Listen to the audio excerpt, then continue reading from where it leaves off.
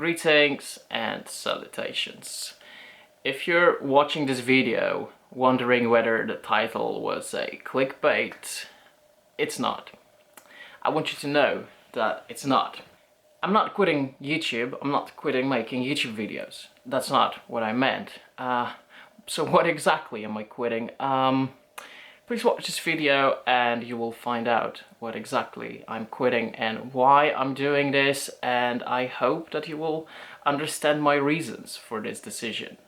It's been almost 1.5 years since I first came out publicly as Detrans, as a detransitioner, and it's been a long ride, and for the most part it was fun. I loved a lot of it, and I did a lot of growing in those 18 months now, almost, yeah. 18 months or 17 months of growing, and I don't think I've ever told you what it felt like behind the scenes, you know, because when I turn off this camera, your insight into my world ends at that time. And I don't want you to think that I'm unhappy, because overall I'm doing great. I really do. My mental health has improved so much, so significantly in the last 1.5 years since then. Since I was able to get it out and talk about it, get rid of the regret and bitterness, you know, because I don't hold on to those things anymore. And I don't think I have for a while now, for a long time actually. It helps to talk about it. But there were things that were very difficult. And if you're a detransitioner watching this and you're considering, you know, getting a camera or turning on your phone and making that kind of video, talking about your experience, I want you to think it through, because it is difficult. And by no means do I regret that I did this. I think it was 100% correct thing to do at the time. And I think a lot of the videos I produced throughout that time were helpful and informative. I hope so, at least. I know that they helped a lot of people based on some of the messages I got. Sorry. Yeah, I never cried on YouTube before, and I usually never do that.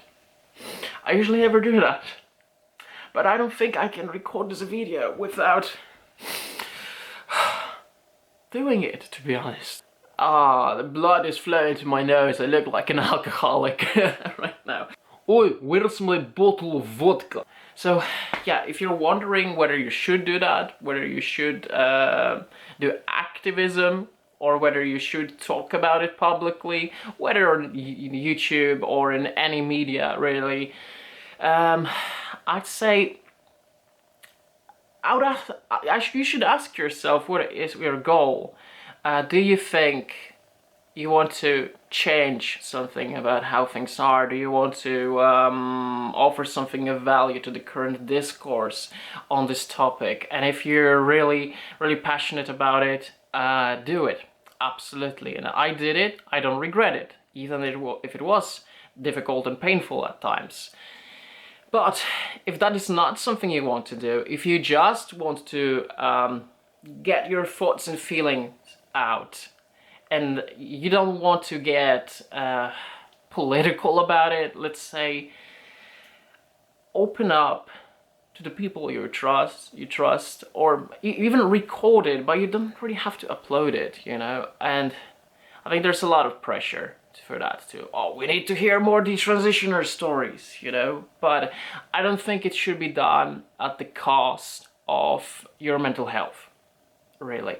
So if you can just open up to the people you trust, your family, your friends, or your partners, do that first, and find out how it feels to be able to talk about it. And I think, you know, we live in times where the reasons why we are seeing more detransition stories overall in the media and on the internet, sometimes, you know, I'm wondering whether it's not actually because there are more detransitioners than there were, let's say, 10 years ago. I think that we are more open to talk about it. More of us are opening up. That's also part of the reason why I think that there was an increase in transitions later on, because, you know, more access to information, lack of shame and guilt that comes with it, and more openness led to more people actually taking those steps. And I think that there's the same thing happening with the transition, you know, because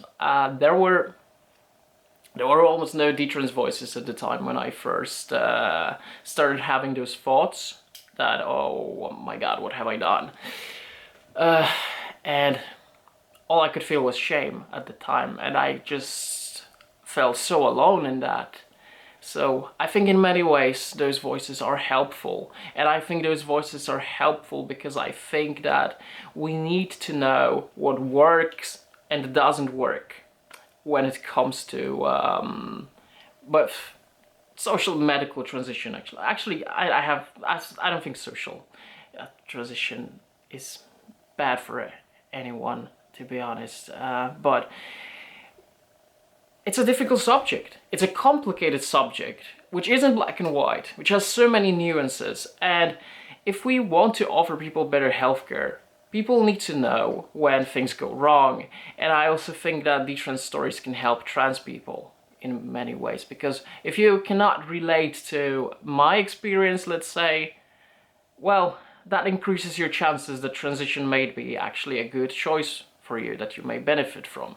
You know, when I published my first video back in May 2023, which actually, you know, because I always grow, there are things I said in that video that I don't necessarily agree with today, but I still think it was an important thing for me to make that video.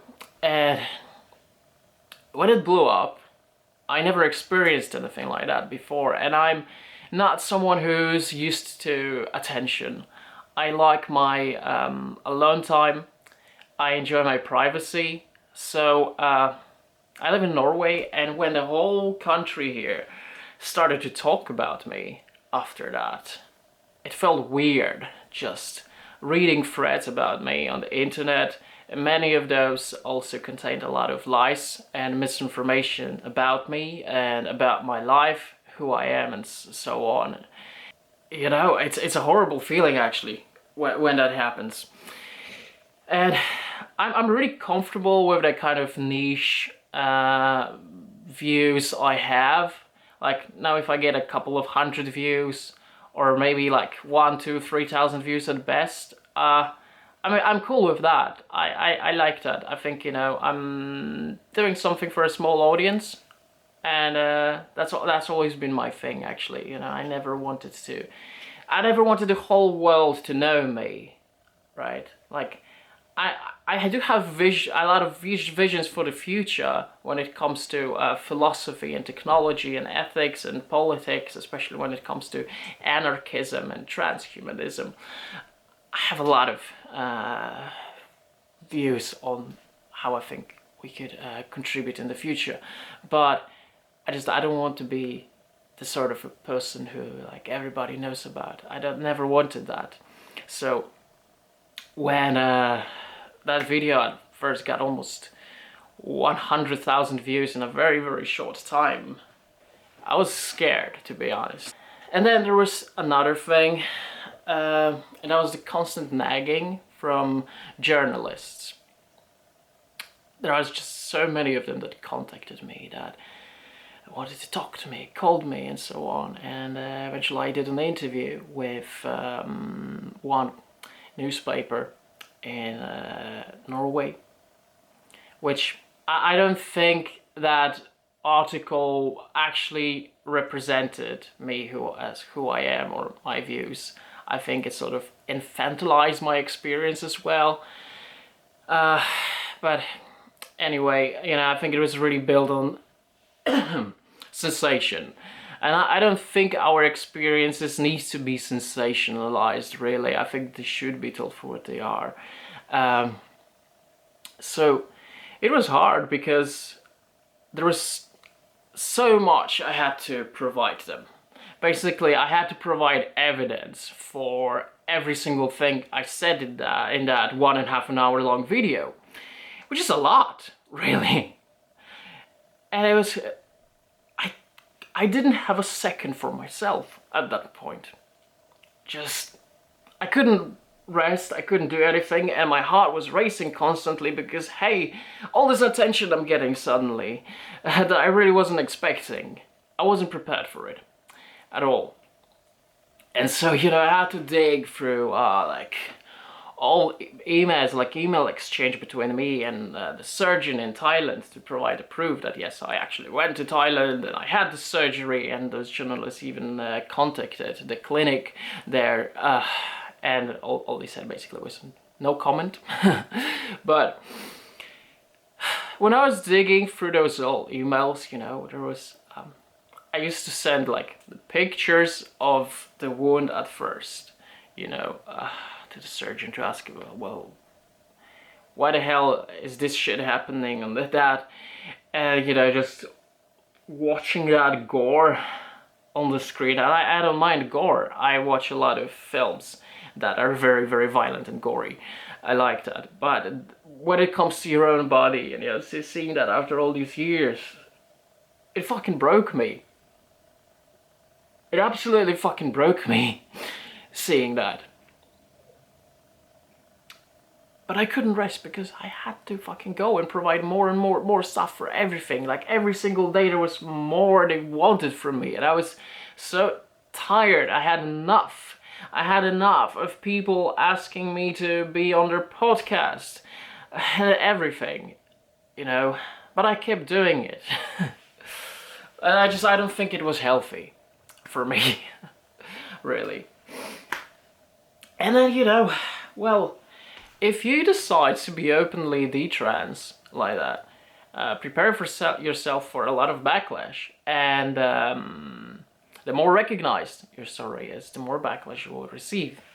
And now, I don't mind criticism, right? Because I think everything I said should be subjected to criticism. And I am always open to having conversations with anyone, really. But, you know, when you're seeing a lot of comments about you from... Let's focus on the right wing first.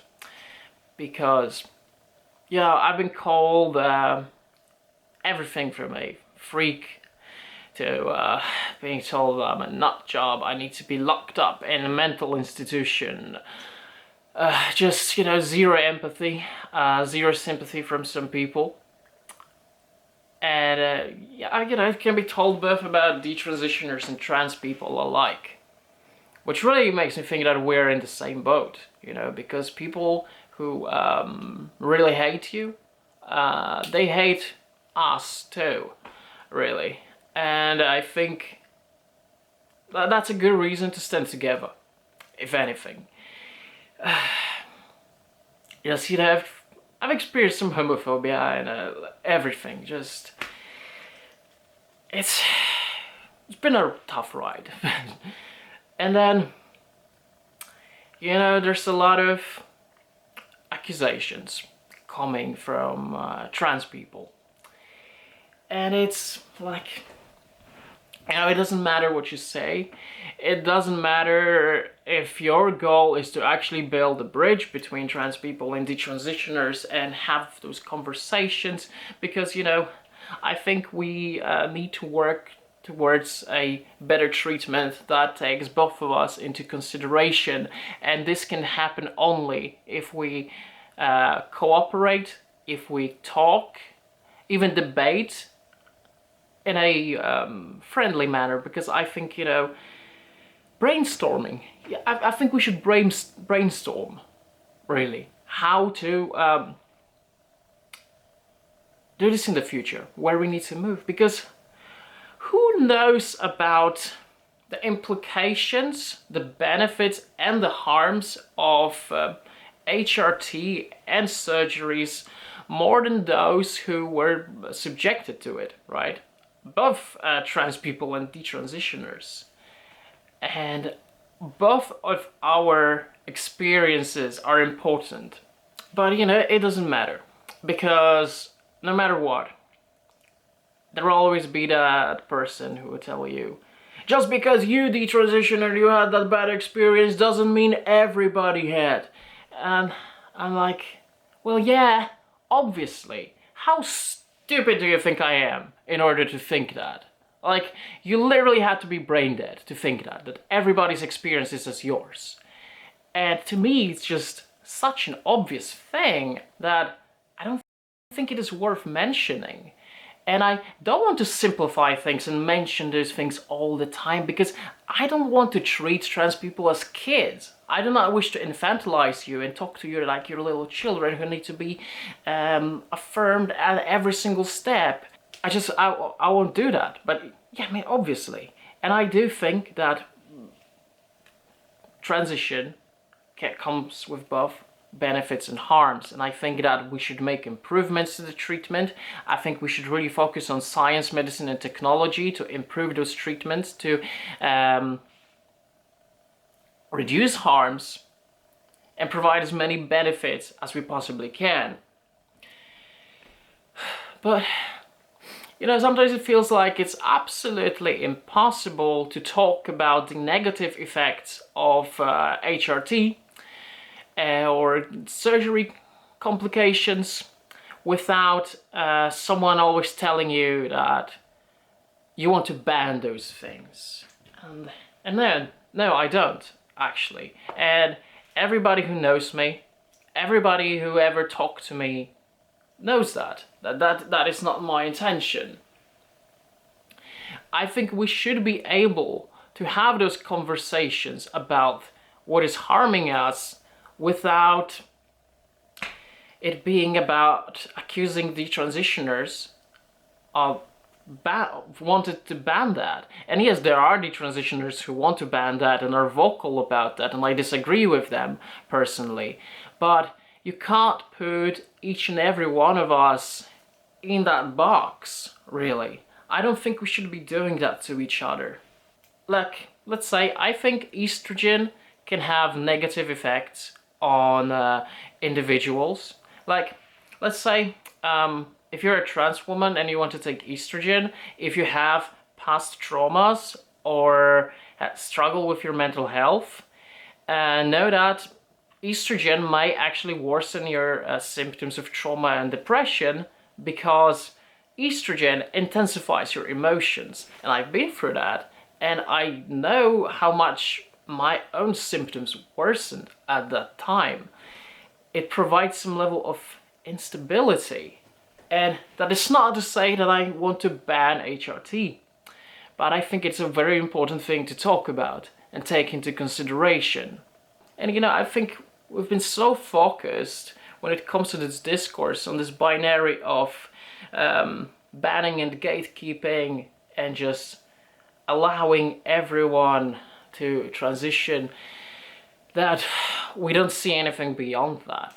I think we should move away from that debate at all, and instead of focusing on improving the treatment and actually having important conversations that are not motivated in this A versus B sort of thing.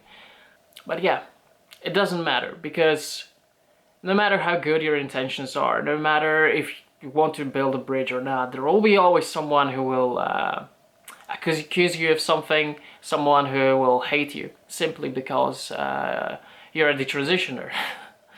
And I really think this discourse is toxic, and it's one of the most toxic areas of any discussions currently. And trans people experience it too, because I know it. Because I talk to trans people, I have friends who are trans, and I know the amount of pressure and fear they're living under, the amount of discrimination they are experiencing. And you know, my feelings go to them too, because we're not that different really, and I don't think we should be enemies. So, yes, I am quitting. I am quitting talking about this. This will be one of the last videos I will make on this subject. there will be, well, it's already scheduled, but I'm doing an interview with a trans person in near future. So yeah, expect that video at some point in November. And I'll also do another interview with one researcher who works with that, because we are already in touch and been in touch for a long time. But those will be the last two videos I do on the topic of trans, detrans. Unless I really have a good reason to do that in the future. Why am I doing this? Well, first of all, I think it was tiresome for many reasons. All the reasons I've mentioned, you know, and just getting those same questions and accusations all the time is tiresome. It's like walking in circles, and you don't really go anywhere when you move in circles. And I'm always a person who likes to move forward. I don't like to move in circles.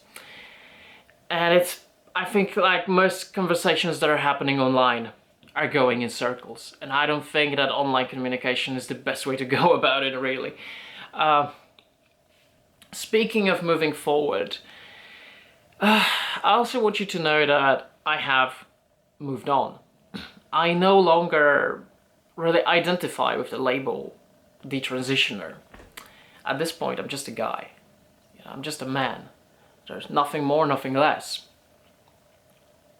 I don't wish to hold on to it, and I think I've offered enough on this platform, and I don't want my life to revolve around it, you know, because I've done my healing at this point. And does that fact that I did heal, does it change the fact that I'm still mentally ill? No, absolutely not. And I will always be, and I will always struggle in some way, but the amount of improvement I did is something that makes me think, you know, hey, I'm kind of proud of myself, because I got kind of far, you know, and I just think it's something that holds me back at this point, because, well, I still struggle with medical complications of the surgery, and will for the rest of my life. I don't want it to be something that holds me back here, you know, and I don't want to live in the past. That being said, I will finish writing the book on this subject, and that will be my final contribution to this. After that, I'm 100% done.